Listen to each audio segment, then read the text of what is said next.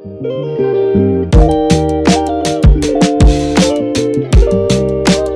we're back, guys. Day 2 of our Mossel Bay camp. Getting Matt dialed for his 70.3. So we're on our way to John Middlewick from Carbon Endurance to go get a sweat test done to look at Matt's sweat concentration and hopefully learn a little bit about his sweat volume and build a bit of a nutrition plan. What do you reckon, Matty?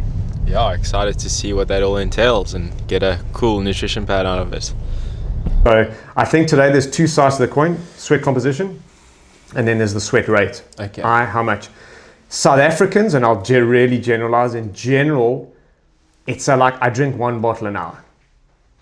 It's like a thing. And you say, okay, well, so if the conditions are 30 plus, I'll drink 1 and a little bit.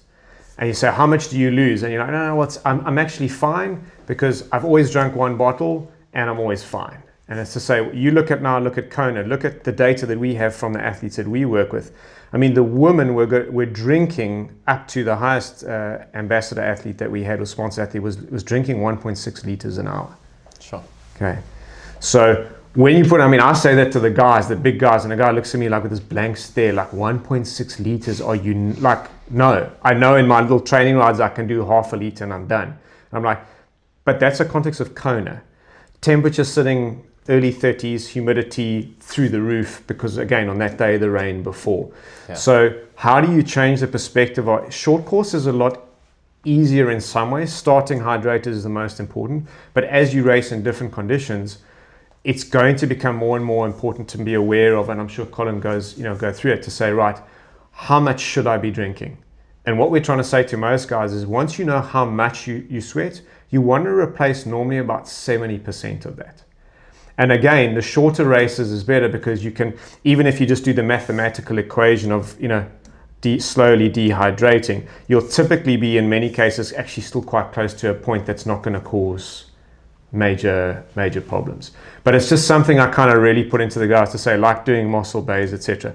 Just be conscious of it because people underestimate the amount of drinking and get it wrong. Yeah. Okay. Yeah. And what we'll have today is to say, right, if I'm drinking a liter an hour, how much sodium should I have in my liter? That's the question. Okay, so that's what we're going to answer today. Awesome. Alrighty, so let's get going. So do me a favor, just fill that out. This is a sweat rate website. Okay. It's been built off some university research to give an estimate of what a sweat rate for your individual power, pace, etc. And you'll see there's questions around the weather conditions. So let's do like an example now of a Mossel Day. Okay. So I wanted to just give you a context of how high that is. So based on your power. So it's pretty high. And I think the reason why I just emphasize that is that for like half distance and longer, you can't get away. Like if you did 1 bottle or you did like 800 mils. Yeah. Bike will be okay, but you'll see halfway through the run, you're going to be fighting the demons of stuff shutting down. And the link that most people make on the hydration, but I'm not cramping. Yeah. But the reality of the neuromuscular side and the ability to really fire and really rev the engine, this has to be taken into consideration. Okay. Sure. Alrighty, let's get into the testing. Right. We're going to put these little guys on. So these little silicone tabs, they've got a chemical called pilocarpine nitrate, which combined with a small amount of voltage here is going to stimulate under the red guy to trick the few hundred sweat glands that you have to turning on. The premise for this is that is simulating, the medical side of this is it can simulate a 60 to just over 80% intensity that you would experience. Okay. So some people say, no, but this test isn't accurate. And I'm like, yeah, if you're trying to estimate what you sweat at when you walk, in terms of like super low intensities, it doesn't work. But this will give us an intensity that we can actually extrapolate from. And that's the important thing.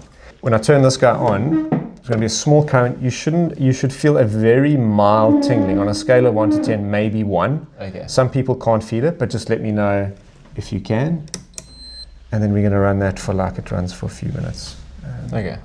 And the ratio. So everything I talk to you today will be about how much sodium per 500 mils. You can then work it out. So that becomes the standard for you. When you look at working out, so 2 750 ml bottles, that's 1.5 liters. That would be 3 servings, or you would work out in terms of how much per 500 Okay. more.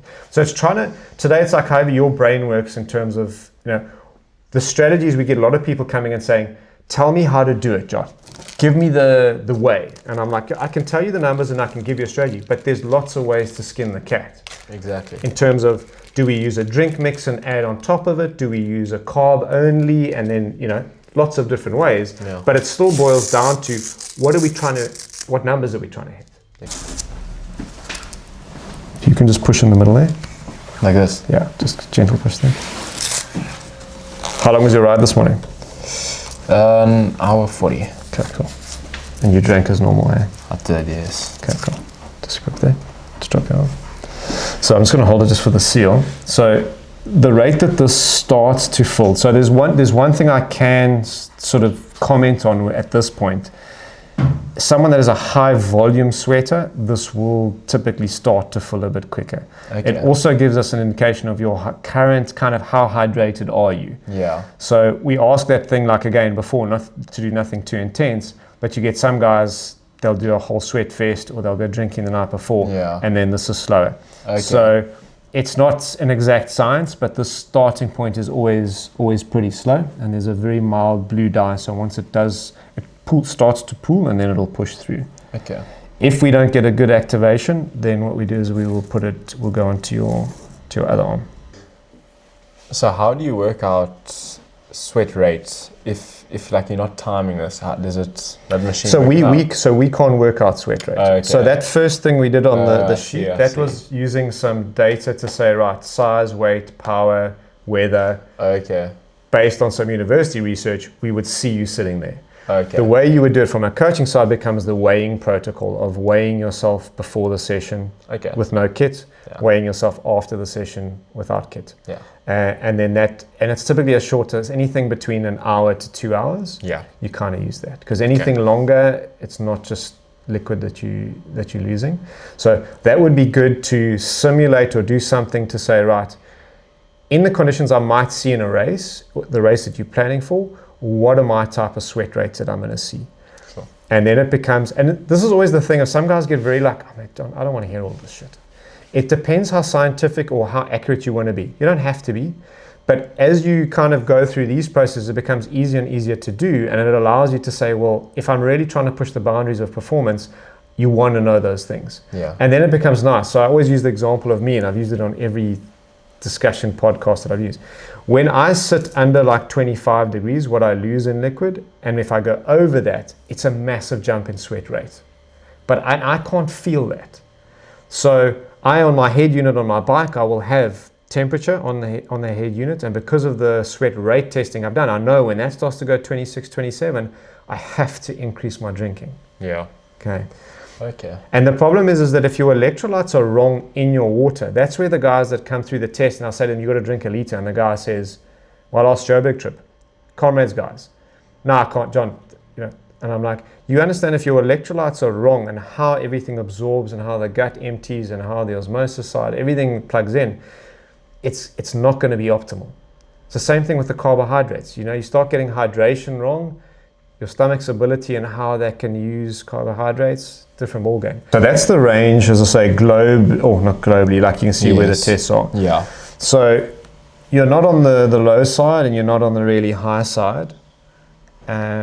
But it's still a score, so closer to 1,000 is still significant enough that if you get it wrong, and where I would suspect you may get it wrong, and which is why we need to check the sweat rate side. Yeah. If you're not drinking enough liquid with the concentration that you're designed to have, you by default are going to run. So when we did that online test there to say that we estimate you lose 2 liters, you're going to then lose double that amount if that was what you were losing in an hour. So if you were losing 2 liters, you're losing, double that amount of sodium. Okay. Sure. So the art of what we'll go through the little planner now, but what I want you to take away from this for now with the elites and professionals, in your drink, we're trying to get you as close to that per liter that you drink. Okay. So for every liter you drink, you kind of want to have, and it's a nicer number for you because you can get closer to the 1,000 milligram option. Yeah. Okay. Yeah. The only caveat for you, and even from a coaching side, is to say, okay, what if my sweat rate is really high and I'm going to battle to get in enough electrolyte if I am drinking this way. What we might end up doing once you've tested on that is we might up the amount you're mixing in a little bit more. Okay. But for now, we would start you closer to the 1,000 milligrams, per liter. And if you think in measurements, it would be think in half liters. So if for every half liter, you're going to do just under 500 milligrams of sodium. So when you're doing your mixes and everything, I would say definitely start leaning to don't do the whole sodium chloride. So start whatever products you do, turn it over. It'll tell you sodium. It'll say it has X amount of sodium per serving. But at the ingredients, what type of sodium? If it says sodium chloride, it's up to you, but move towards the sodium carbonates or the sodium citrates. Okay. I'll give you some of this to test that. And I think all of this that we're doing today, and even the ethos around the brands and the companies that we do, it's about the performance and the outcome. So this is all worthless if I give you all this knowledge and there isn't an outcome that helps you improve or hold a higher level. This kind of speaks to what we'd already said in terms of the 1,000 milligrams, where you are. The only part to that, as I say, depending on your sweat rate side, if it genuinely is that high and you start doing half and longer or other types of ultra things, we might look at saying, how do I introduce a little bit more? Your challenges on the run, and this it'll break down in this product range which products to use. Very cool. Capsules. So when it comes to half distance, you've got a strategy. You're on the bike. You're going to start with certain bottles on the bike. You've got decisions. Are you doing drink mix? Am I doing gel concentrates? That's up to you. Your target is to say, how many carbs am I trying to get in per hour? Be careful of if you do drink mixes, in the sense that if I have it all tied in and it's really hot, and we just said, okay, you drink a 750 ml bottle, you might need to get through that really quickly. Okay, you might actually need to be drinking towards the end of it 1.5 of those. If you're drinking it too quickly and your carbs are in there, what is this risk is that the stomach starts to say, way too much. If you have it where you've got water and electrolytes and you've got carbs as separate, it's a very cool lever to pull, because on a hotter day I drink more, on a cooler day I drink less, and on the side I have carbs which will stay constant. So just bear that in mind from a strategy perspective. And the same thing again, you won't be out on the bike so long. If weight is an issue and I have one bottle and I just grab another plain water on the fly, I just have a salt capsule or something with. So we have again on ours 250 milligram capsules, which again in your context is per 500 mils, you're going to have 2 of those, which is 500 milligrams. So you would keep, then it becomes I just grab water from the aid stations. And I know that for every 500 mils, I need to take 500 milligrams of sodium. That's your number. When you get to the run, the mistake guys get is they start to have cramps or whatever, start to think, they pop sodium or they take sodium. So we see guys dry scooping some of the brands you mentioned. Bad idea, because you should always see them as like a brother and a sister that are like close and together. You shouldn't be saying, as I say, look, I have a problem, well, I'm just going to call the one. They have to be together. So if I take 500 milligrams of sodium, I want to bring along with it the 500 mils of water. The risk, if you just take the sodium on its own, you might get a bit of short-term relief and your cramping might start to stop, but what will typically happen in the next couple of minutes, it'll come back worse than that. So on the run, capsules becomes a de facto for you. So for a Mossel Bay, you should have, like the ones that we have are little blister packs. You can cut them out, have them in transition or have them on you, and then say, right, in that first hour, for you, I'm going to do 2 to 3 of those capsules in the hour, and I'm going to try again. And it's difficult again, depending on the pace. You might on the run only be able to get maximum 750 mils, depending.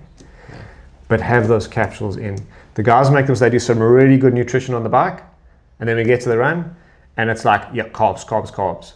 When you get to the run, to say, look, that first hour on the run on the half, liquid's still important, electrolyte's still important. Otherwise, the carb side starts to also get a bit sketchy. Okay. Yeah, sweet. Thanks, John. I think that's plenty information for Matt to use in his race. Yeah, no, good. Thanks, guys. It's always nice to. I think we managed to steal him away from a ride this morning. I mean, we're in a beautiful part of the world. You did get rained on, hey, Matt? Yeah, I did. But no, we'll look forward to seeing you guys in Mossel Bay, and yeah, always good to chat. 100%. Thanks, John. Appreciate it. Cool, guys. Ciao.